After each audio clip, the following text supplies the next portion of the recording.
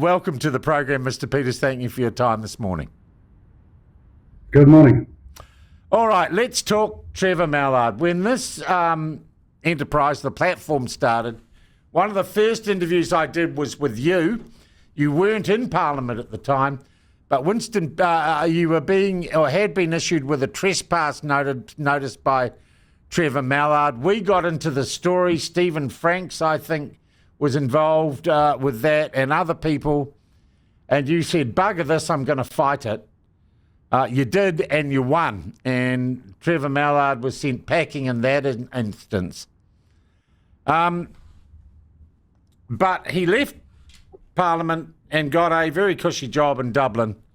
You said before the election that wouldn't last.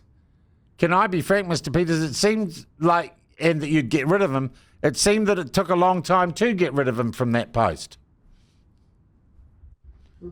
Well, look, the reality is that he didn't just trespass me off Parliament. He designated me as a terrorist for that purpose by his judgment, and me and other MPs, former MPs.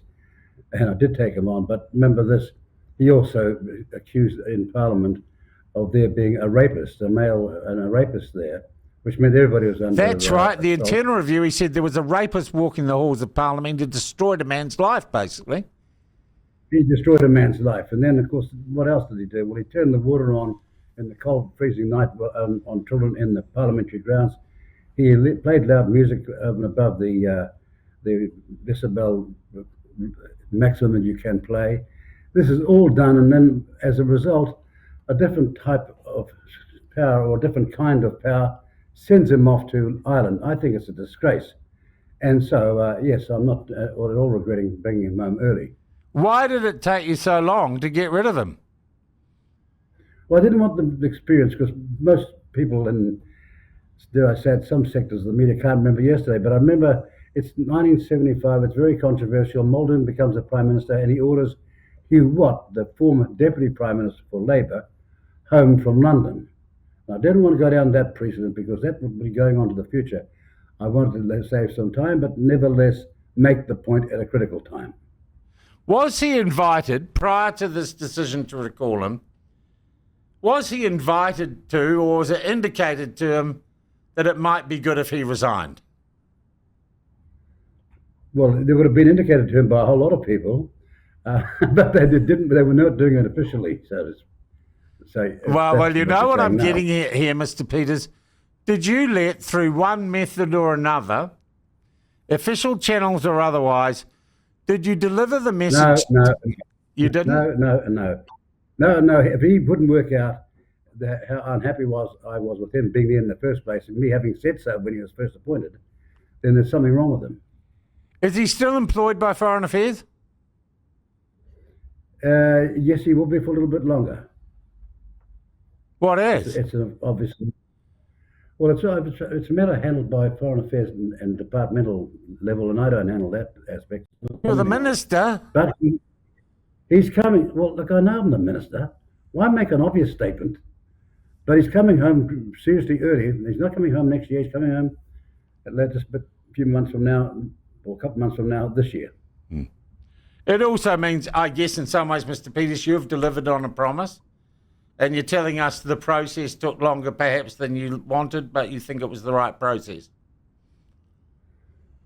Yes, I do think it's the right process. But, I shouldn't have had to do it.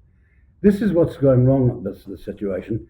I became Foreign Minister once, and the first thing the seriously experienced former minister did was to walk into our office and say, here's my resignation, should you want it? Meaning I'm resigning because I wasn't appointed by you. I was appointed by somebody else. Here's my resignation. Now, that's the least that these people should do, because what they've done is politicise this job. And I've been very upset over the years at how many politicians have been put into a grass widow circumstance and sent off overseas at the enormous cost of our trade and, dare I say, our But, foreign Mr. relations. Peters, you've said you never want politicians to have these positions again. I would flip... Unless they're exception, they're an exceptional exception.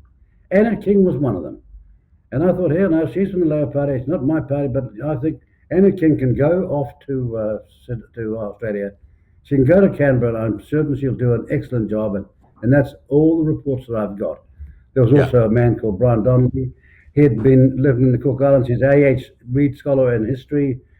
He was also a leading New Zealand Headmaster Prize winner. He'd played Cook Islands League, he'd played Cook Islands Rugby, and he spoke fluent Cook Islands, and he had 4 Cook Island adopted children. And I thought, actually, I'm going to ask them, do you think this is the right guy? And they said, it's a superb choice.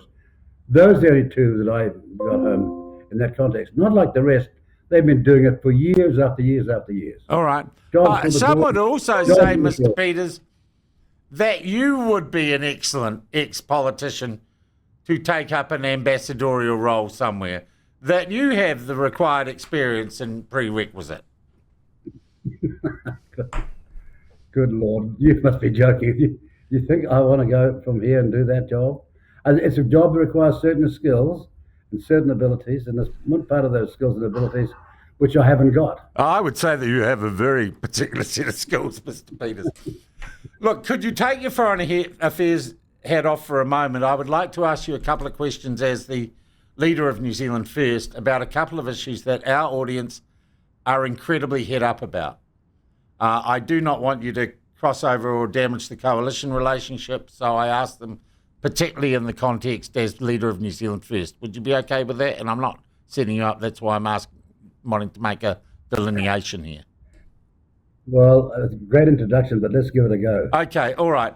There is a case currently, we just had Bob McCroskey on, someone convicted of importing objectionable material being child pornography of the worst type, received a lengthy jail sentence, discounted because they made a $50,000 donation, and the judge has granted them lifetime name suppression,